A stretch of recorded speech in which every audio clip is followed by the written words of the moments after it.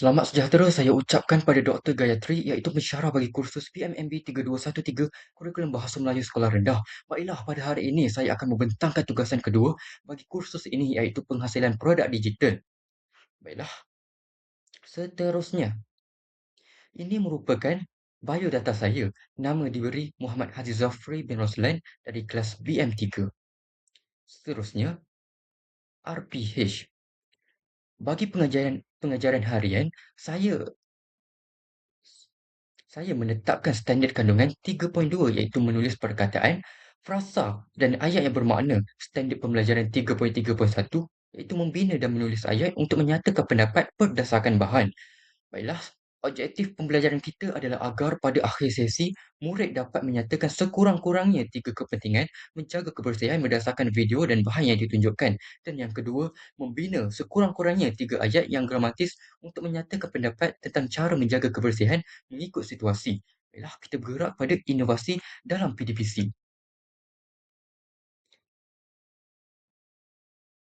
Set induksi. Sesi pembelajaran dimulakan dengan aktiviti mencukil pengetahuan awal menerusi tayangan video lagu Jangan Buang Sampah daripada YouTube. Baiklah, mari kita lihat.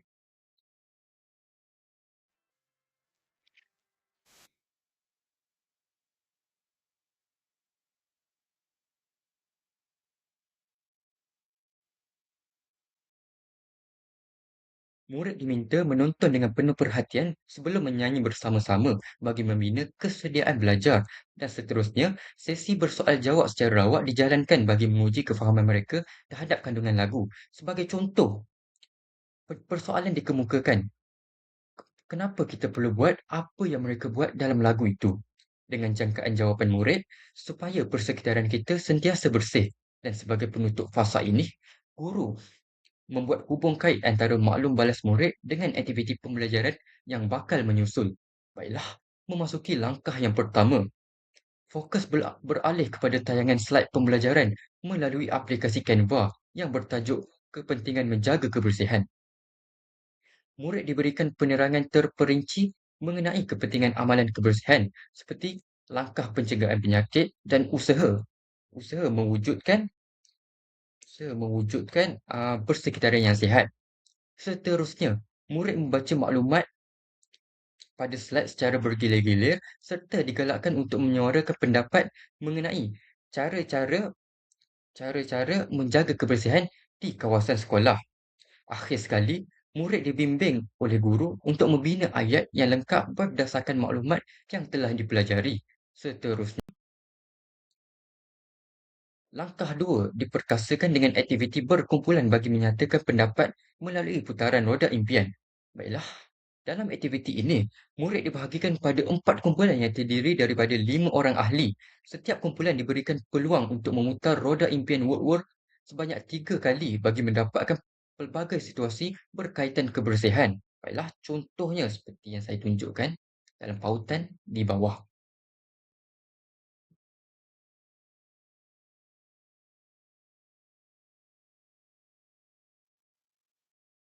Baiklah,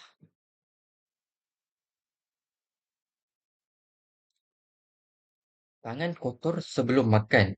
Murid kemudiannya berbincang dalam kumpulan untuk membina ayat yang menyatakan pendapat berdasarkan situasi tersebut.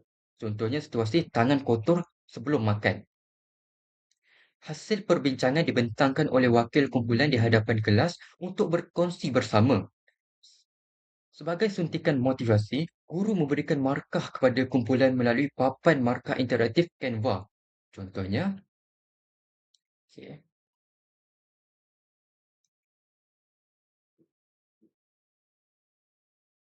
Bagi kumpulan yang mendapatkan jawapan yang betul, guru akan memberikan satu bintang atas satu jawapan yang mereka jawab. Contohnya, seperti ini. Dan kumpulan yang paling banyak mendapatkan bintang akan dinobatkan sebagai pemenang dan akan mendapatkan hadiah oleh gurunya. Okey, seterusnya. Langkah ketiga.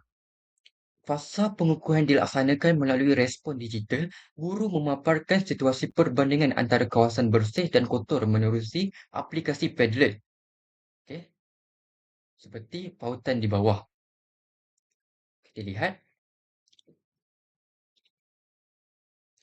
Murid perlu meneliti arahan serta mendengar penerangan ringkas guru sebelum menyatakan pendapat mereka secara lisan. Seterusnya, murid perlu menulis satu ayat yang gramatis di ruangan Padlet sebagai rumusan pendapat. Contohnya, seperti dalam ruangan ini, murid perlu mengemukakan pendapat mereka tentang tentang soalan yang diberikan tadi. Perbezaan antara kedua-dua situasi tersebut. Okey. Aktiviti seterusnya, aktiviti diteruskan aktiviti diteruskan dengan penilaian individu menggunakan kuis interaktif Kahoot yang memfokuskan kepada kemahiran menulis. Okey. Seperti contoh dalam pautan yang saya beri, terdapat terdapat 4 soalan yang saya sediakan dan murid perlulah menjawab kesemua soalan. Contohnya seperti ini, ada pilihan jawapan. Murid perlulah memilih jawapan yang tepat berdasarkan soalan yang ditanya. Okey, baiklah, seterusnya. Guru kemudiannya Guru kemudiannya memberikan maklum balas serta rumusan akhir berdasarkan prestasi murid dalam kuis tersebut. Sama ada banyak salah ataupun betul banyak, guru akan memberikan maklum balas terhadap murid tersebut secara individu. Baiklah, untuk set induksi, sesi pembelajaran diakhiri dengan aktiviti refleksi tahap kefahaman. Guru menyediakan sebuah jadual dengan 4 ruang emoji pada papan putih. Seperti dalam contoh yang gambar yang saya beri ini. Okey, seterusnya, setiap murid akan menerima pelekat emoji dan menampalnya mengikut tahap kefahaman masing-masing terhadap topik yang dipelajari. Sebelum kelas bersurai, murid mendengar rumusan isi pelajaran serta kata-kata semangat daripada guru sebagai motivasi untuk terus mengamalkan kebersihan dalam kehidupan seharian. Saya rasa itu saja perbincangan saya pada hari ini. Sekian, terima kasih.